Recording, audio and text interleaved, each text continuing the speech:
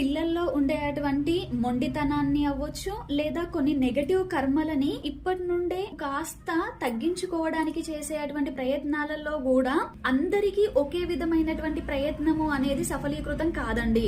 Okay, కొందరిని ఏంటి భక్తి మార్గం వైపుకి నడిపిస్తూ మన యొక్క పాపకర్మని క్షయం చేసుకోవడానికి హెల్ప్ అవుతుంది.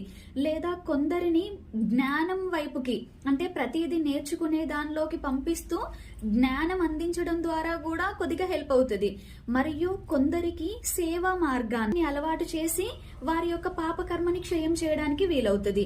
ఎన్నో రకాలైనటువంటి లైఫ్ స్టైల్ రెమెడీస్ అనేవి మన యొక్క పాపకర్మలని క్షయం చేయించుకోవడానికి హెల్ప్ చేస్తాయి. కానీ ఒకరిని చూసి అదే విధంగా అందరికీ వర్క్ అవుతుంది అనేది మాత్రం కాదు. ఒక్కొక్కరి యొక్క జాతకము అనేది ఇందులో ఏ వైపు నుండి ముందుకు వెళ్ళడానికి హెల్ప్ అవుతుంది అనేటువంటిది చూసుకున్న తర్వాతనే దానిని ఫాలో అవ్వడం చాలా మంచిది. ఓకే.